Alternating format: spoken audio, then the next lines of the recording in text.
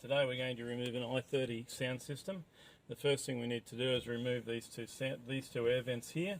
You do that by starting right down at this end and click, click, click, and give it a good pull towards you,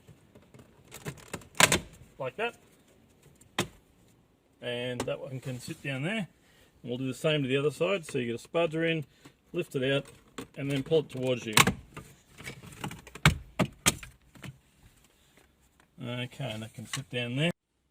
Okay, next thing we want to do is remove this bottom section here that sits over the top of the radio. So there's 4 screws here. So once we've got the 4 plastic screws out of the bottom unit and the 4 metal screws out of the top unit, we'll grab the bottom unit, give it a pull, and just let it hang there for a few minutes. Now the top unit will come out nice and easy.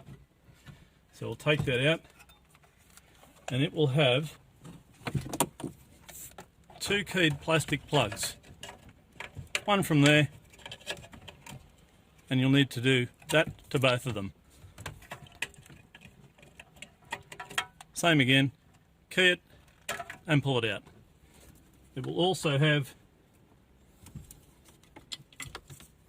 an aerial which just pulls straight out. And now your unit's ready to send to Supertech Electronics.